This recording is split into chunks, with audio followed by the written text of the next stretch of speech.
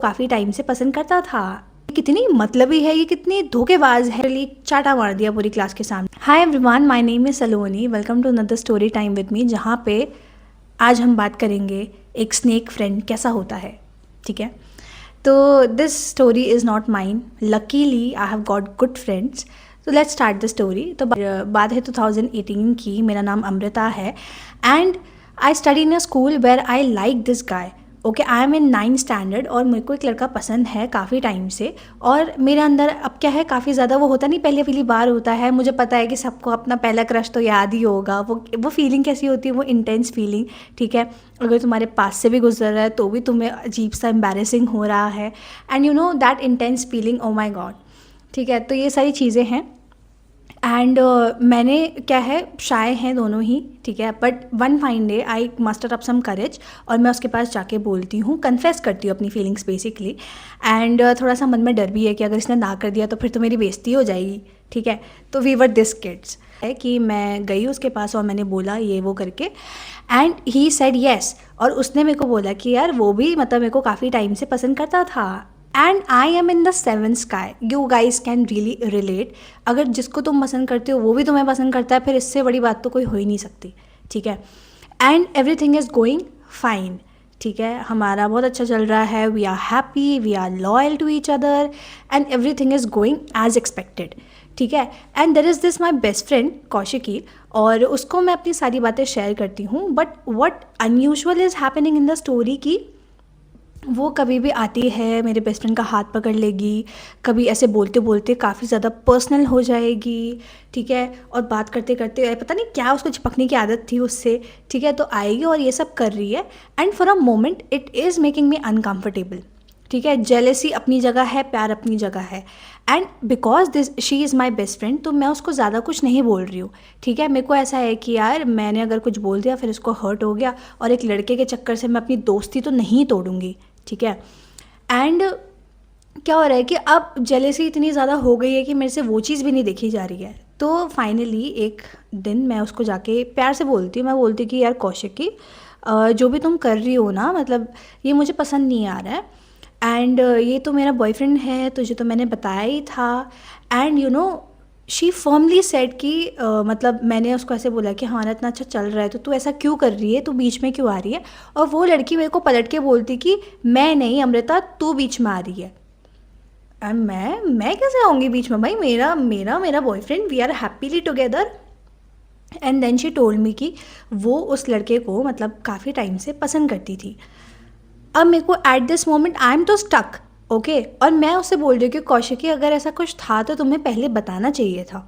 ठीक है, अब हमारा सब कुछ अच्छा चल रहा है, अब जाके तुम बता रही हो तो अब क्या ही हो सकता है। बट उसने इतना सब कुछ बोल दिया, इतना सारा, मेरे अंदर खुद मेरे को एक बार के लिए लगने लगा कि हाँ शायद मैं ही हूँ बीच का बिचौलिया, और मैं ही इन दोनों के बीच में आ रही हूँ, मैं ही इनकी बातें ख़राब कर रही हूँ। एंड यू नो क्या दिमाग था भाई वो। मैंने क्या सोचा कि अगर मैं मतलब इन दोनों को मिला दूंगी, मैं थोड़ा सा पीछे आ जाऊंगी तो सब कुछ ठीक हो सकता है। मुझे ऐसा लगा कि फिर तो कौशिकी और मेरी काफ़ी अच्छी बॉन्ड हो जाएगी, क्योंकि मैं कौशिकी को किसी भी मोमेंट पे खोना नहीं चाहती थी। ठीक है, बट ऐसा नहीं हुआ। एंड जब मैंने ऐसे धीरे धीरे ना, मैं आई स्टार्टेड स्टेपिंग बैक, और मैं लड़के को धीरे धीरे गोस्ट करना स्टार्ट कर दिया। मैं उससे ज़्यादा बात भी नहीं करती थी, and you know everything is happening, और हम लोग सेम क्लास में हैं, तो सोचो मेरे लिए कितना ज़्यादा टफ रहा होगा ये सब करना। एंड मतलब अगर तुम एक बार के लिए तुम सोच भी रहे हो ना कि तुम सब ये लोग कर लोगे कर लोगे कर लोगे, बट आसपास के लोग तुमको नहीं करने देंगे इतनी जल्दी मूव ऑन। ठीक है, तो ये सारी चीज़ें चल रही हैं, और फिर मेरे को मतलब 1-2 महीने बाद मेरे को खुद ही पता लगता है कि ये दोनों की भी बात ज़्यादा बड़ी नहीं, ये दोनों भी मतलब क्या है, इन दोनों का कभी कुछ हुआ ही नहीं। ठीक है, तो अब फिर मेरे को और ज़्यादा गिल्ट हो रहा है कि यार जब तुम्हारा कुछ था ही नहीं तो मतलब मेरा तो लॉस हो गया ना लड़के के चक्कर से। ठीक है, उसने ऐसा नहीं है कि उसने कन्विंस नहीं किया, उसने मेरे को बहुत बोला कि यार नहीं मुझे तो पसंद नहीं है, ये है वो है, बट मैं तो अंधी थी, मुझे तो अपनी बेस्ट फ्रेंड की पड़ी थी, लड़के का क्या है। एक फाइन डे क्या है, रिसेस का टाइम है, और मैं जो फ़ैन वाले बटन होते हैं ना, मैं उसके पास खड़ी हूँ, and he said it very rudely. उसने बोला कि अमृता फ़ैन का बटन ऑन कर दो। एंड मेरे को ये नहीं है कि इसने रूडली बोला तो मैं भी नहीं करूँगी हाँ हाँ करके, ऐसा भी कुछ नहीं है। बट मेरे को ऐसा था कि मेरे को I am overwhelmed with emotions और मेरे को ऐसे काफ़ी ज़्यादा सैड फील हो रहा है and I am trying my best to ignore this guy. तो मैं वहाँ से साइड हो गई, ठीक है, मैंने कुछ नहीं किया। पर पता नहीं ये चीज़ उसके मेल ईगो को डाइजेस्ट नहीं हुई, पता नहीं उसे क्या हुआ, उसे गुस्सा आ रहा था, पता नहीं उसे क्या हुआ। वो आया एंड ही स्लैप्ड मी।